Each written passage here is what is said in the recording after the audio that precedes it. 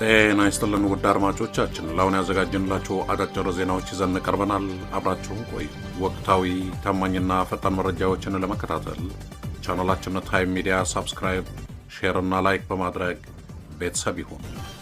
ይህ ታይም ነው። ጤና ይስጥልን ውድ አድማጮቻችን፣ ለዛሬ ማክሰኞ የካቲት 3 2018 ዓ.ም ያዘጋጀንላችሁ ዜናዎች ይዘን ቀርበናል። ቆይታችሁ ከኛ ጋር ይሁን።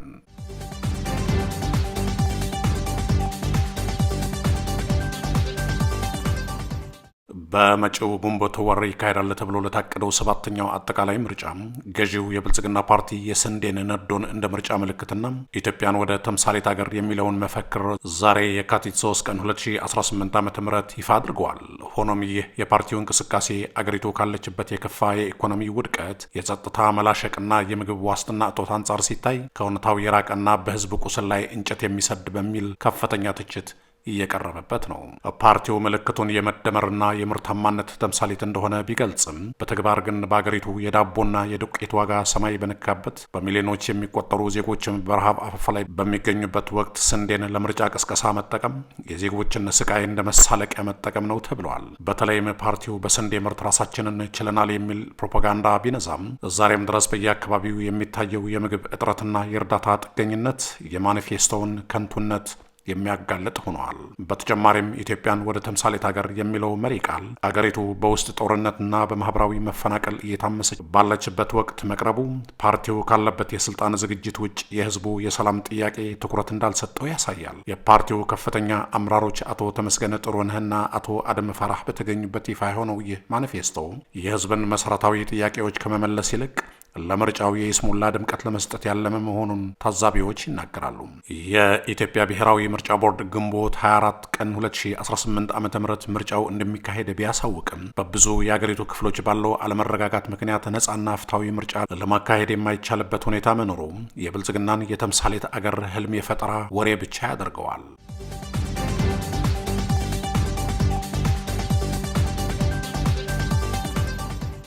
የተባበሩት መንግስታት ለሰብአዊ መብቶች ከፍተኛ ኮሚሽነር የሆኑት ቮልከር ቱርክ በቅርቡ በፌዴራል መንግስቱና በትግራይ ኃይሎች መካከል የተከሰተውን ግጭት በሚመለከት ሁሉም ወገኖች ግጭትን ከማባባስ እንዲቆጠቡ አሳስበዋል። ቱርክ ማክሰኞ የካቲት 3 ቀን 2018 ዓ.ም ባወጡት መግለጫ ላይ በቅርቡ በፌዴራል መንግስቱና በትግራይ ክልል ኃይሎች መካከል የተከሰተው ግጭት በሰሜን ኢትዮጵያ አሳሳቢ የሆነውን የሰብአዊ መብቶችና የሰብአዊ ሁኔታ አደጋ ላይ የሚጥል ነው ብለዋል። ቱርክ እንዳሉት ሁኔታው በጣም ተለዋዋጭ ነው፣ የበለጠ እየተባባሰ እንደሚሄድም እንሰጋለን። ይህም የክልሉን አደገኛ የሰብአዊ መብቶች እና የሰብአዊ ሁኔታን ያባብሳል ብለዋል። አክለውም ሁለቱም ወገኖች በጦር መሳሪያ የታገዘ ግጭት ውስጥ ከመግባት ይልቅ በዓለም አቀፉ ማህበረሰብ በመታገዝ ውጥረቱን በፖለቲካዊ ውይይትና በራስ መተማመን ለማርገብ የተቀናጀና ቀጣይነት ያለው ጥረት ማድረግ እንደሚያስፈልጋቸው አሳስበዋል።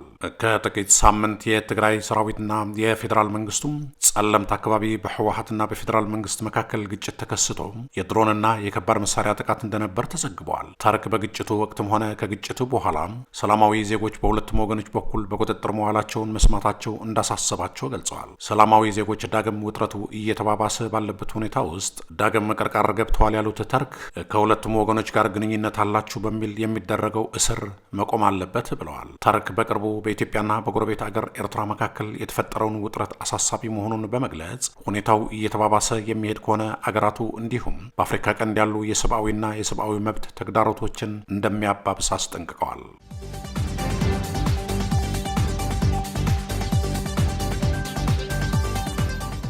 ኢትዮጵያ በሱዳን እየተካሄደ ላለው ደም አፋሳሽ ጦርነት ተሳታፊ ለሆነው የፈጥኖ ደራሽ ኃይሎች RSF ተዋጊዎችን የምታሰለጥንበት ሚስጥራዊ ወታደራዊ ካምፕ መገንባቷን የሮይተርስ የምርመራ ዘገባ ይፋ አደረገ። ይህ እርምጃ ቀጣናዊ ውጥረቱን ወደ አዲስ ምዕራፍ ሊያሸጋግር የሚችል አደገኛ ክስተት መሆኑንም ገልጸዋል። ሮይተርስ የተመለከታቸውና ጥር 22 ቀን 2026 የተነሱ የሳተላይት ምስሎች በቤንሻንጉል ጉሙዝ ክልል መንጌ በተባለ ወረዳ ውስጥ በመቶዎች የሚቆጠሩ ድንኳኖች ያሉበትን ግዙፍ ካምፕ አሳይተዋል። ይህ ስፍራ ከሱዳን ድንበር በ32 ኪሎ ሜትር ርቀት ላይ የሚገኝ ሲሆን ስልጠናውን የሚያካሂዱት የRSF ታጣቂዎች በሱዳን ብሉ ናይል ግዛት ውስጥ ለሚካሄደው ውጊያ እንዲሰማሩ የታለመ መሆኑን ተገልጿል። እንደ ዘገባው ምንጮች እስከ ጥር ወር መጀመሪያ ድረስ 4300 የሚጠጉ ተዋጊዎች በካምፕ ውስጥ ወታደ ወታደራዊ ስልጠና ሲወስዱ ነበር። ካምፑ በአጠቃላይ እስከ 10,000 ተዋጊዎችን የመያዝ አቅም እንዳለው ዲፕሎማሲያዊ ሰነዶች ያመለክታሉ። ለሮይተርስ መረጃ የሰጡ 8 ከፍተኛ የደህንነትና የመንግስት ምንጮች እንደሚሉት ለካምፑ ግንባታ የገንዘብ ድጋፍ ያደረገችው ወታደራዊ አሰልጣኞችንና ሎጂስቲክስ ያቀረበችው የተባበሩት አረብ ኤምሬትስ ዩናይትድ አረብ ኤምሬትስ ናት ብለዋል። የተባበሩት አረብ ኤምሬትስ የውጭ ጉዳይ ሚኒስትር ግን በሱዳን ግጭት ውስጥ በማንኛውም መንገድ እጃቸውን የሌለበት መሆኑን ገልጸው ክሱን አስተባብለዋል። ይሁን እንጂ የአሶሳ አውሮፕላን ማረፊያን ለማደስና የድሮን መቆጣጠሪያ ጣቢያ ለመገንባት የሚደረገው ጥረትም በዚሁ የገንዘብ ድጋፍ የሚከናወን መሆኑን ምንጮች ይገልጻሉ።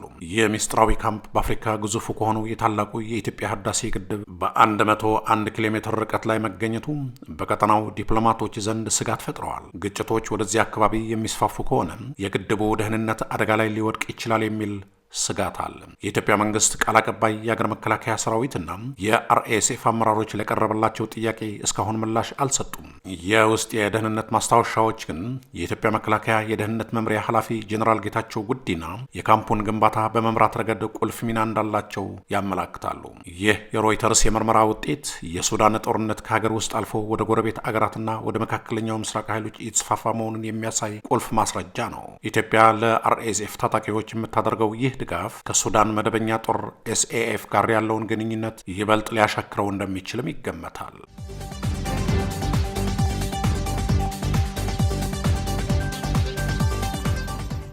የአማራ ክልል ሰላምና ጸጥታ ቢሮ ከጥቂት ሰዓታት በፊት ባወጣው መግለጫ የክልሉ ሕዝብ አካባቢውን በንቃት እንዲጠብቅ ጥሪ አቅርበዋል። ቢሮው በመግለጫው በአሁኑ ወቅት በክልሉ እየተካሄደ ያለው ውጊያ ከፋኖ ታጣቂዎች ጋር ብቻ ሳይሆን ከወያኔና ከሻዕቢያ ጋር ጭምር መሆኑን ያስታወቀ ሲሆን ተቺዎች ደግሞ ይህንን ጥሪ የሽንፈት ማግስት ሰበብ ነው ሲሉ እየተቹ ነው። የክልሉ መንግስት በመግለጫው እየተዋጋን ያለነው ከመንገድ ጠራጊው ጽንፈኛ ጋር ብቻ ሳይሆን ከወያኔና ሻዕቢያ ጋር መሆኑን ህዝባችን ሊያውቅ ይገባል ብለዋል። አክለውም በክልሉም ሆነ በመላው ኢትዮጵያ ውስጥ ለሚካሄዱ ግጭቶች አመራርና ሎጂስቲክስ የሚቀርበው ከመቀሌና ከአስመራ ነው ሲሉ ሲገልጹ፣ ይሁን እንጂ ይህ የመንግስት መግለጫ በብዙዎች ዘንድ የመንግስት ሰራዊት በፋኖ ኃይሎች እየደረሰበት ያለውን ወታደራዊ ሽንፈት ለመሸፈን የቀረበ የሰበብ ፍለጋ ድራማ ተደርጎ ተወስደዋል። ታዛቢዎች እንደሚሉት መንግስት በክልሉ ያለውን ከፍተኛ ህዝባዊ ተቃውሞና የፋኖን ግስጋሴ መግታት ሲያቅተው ሽንፈቱን ወደ ውጭ ኃይሎች በማሳበብ የህዝቡን የትኩረት አቅጣጫ ለማስቀየር እየሞከረ ይገኛል።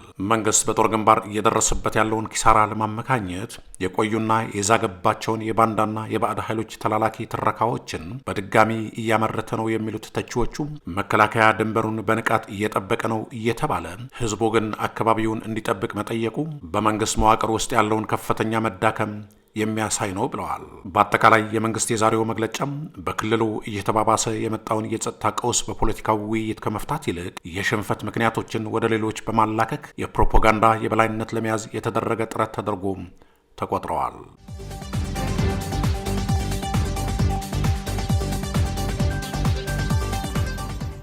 የአማራ ፋኖ ጦር በጎንደር በወሎና በጎጃም መጠነ ሰፊ ጥቃት መፈጸሙ ተገለጸ።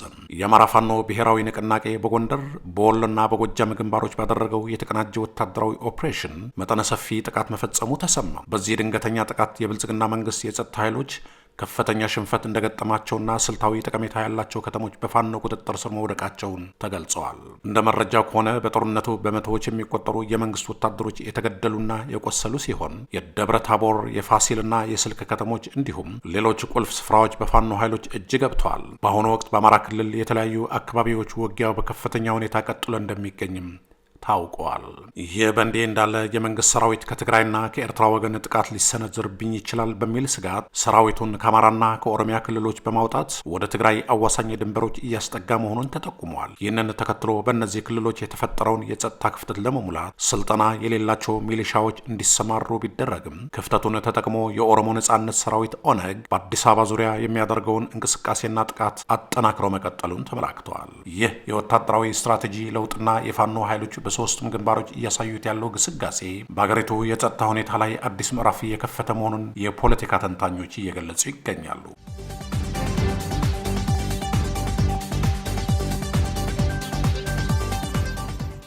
የቀድሞው የትግራይ ጊዜያዊ አስተዳደር ፕሬዚዳንት አቶ ጌታቸው ረዳ በፎርችን ጋዜጣ ላይ ያወጡት ጽሑፍ ያንድን መሪ ብርታት ሳይሆን የተሸነፈ ፖለቲከኛን የሰበብ ድርደራ የሚያሳይ ነው በሚል በብዙዎች ትችት እየቀረበበት ይገኛል። አቶ ጌታቸው በጽሑፋቸው ጄኔራል ታደሰ ወረደን አለማባረሬ ትልቅ የፖለቲካ ስህተት ነበር ሲሉ የገለጹት ሀሳብ የራሳቸውን ደካማ የአመራር ዘመን ለመሸፈን የተጠቀሙበት የመጨረሻው ካርድ ነው ሲሉ አስተያየት ሰጪዎች ይገልጻሉ። አቶ ጌታቸው በስልጣን ላይ በነበሩበት ወቅት የክልሉን ሰላምና ጸጥታ የማስከበር ቀጥተኛ ኃላፊነት የነበረባቸው ቢሆንም አሁን ግን ለተፈጠረው ቀውስ ሁሉ ጣታቸውን ወደ ጄኔራል ታደሰ ወረደ መቀሰራቸው የሚጠበቅባቸውን ቁመና ጥያቄ ውስጥ ጥሎታል። አስተያየት ሰጪዎች እንደሚሉት አንድ መሪ በሱሪያ ያለን የጸጥታ ኃላፊ መቆጣጠር ካቃተው ችግሩ የኃላፊው ሳይሆን የመሪው ብቃት ማነስ መሆኑን በመጥቀስ ጌታቸው ረዳ ጄኔራሉን ማባረር ሲገባቸው በቸልተኝነት ተመልክቻለሁ ማለታቸው ለክልሉ ሕዝብ የነበራቸውን ግድ የለሽነት የሚያሳይ እንጂ የታማኝነት መገለጫ ሊሆን እንደማይችል ይሞግታሉ።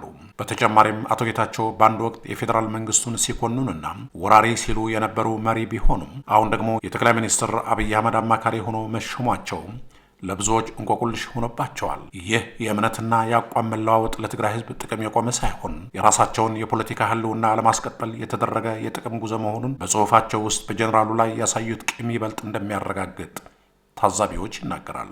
ጄኔራል ታደሰ ወረደ ወሳኝ በሆነ ሰዓት ስልካቸውን አጥፍተው መሰወራቸውን እንደ ትልቅ ክህደት የጠቀሱት አቶ ጌታቸው ረዳም በወቅቱ ፕሬዚዳንት እንደመሆናቸው ለምን አማራጭ መፍትሄዎችን እንዳልወሰዱ አለመግለጻቸው በስልጣን ወንበሩ ላይ ተቀምጠው የነበረው በስም ብቻ እንደነበርና በትክክለኛው መሬት ላይ ያለው ስልጣን በሌሎች እጅ እንደነበረ በገሃድ ያመኑበት ድርጊት ተደርጎ ተወስደዋል። በአጠቃላይ አቶ ጌታቸው በፎርችን ጋዜጣ ላይ ያቀረቡት ረዥም ጽሑፍ በታሪክ ፊት የገጠማቸውን ውድቀት በሌሎች ላይ በመጫን ራሳቸውን ንጹሕ ለማድረግ የሞከረበት የፖለቲካ ድራማ ነው የሚሉት አስተያየት ሰጪዎቹ ጄኔራል ታደሰን መውቀስ ዛሬ ላይ ለትግራይ ሕዝብ የሚፈይደው ነገር እንደሌለና ይልቁንም የአቶ ጌታቸው የአመራር ስህተቶች በታሪክ መዝገብ ላይ በጥቁር መልክ መመዝገባቸውን አይቀሬ መሆኑን አጽንኦት ሰጥተውታል።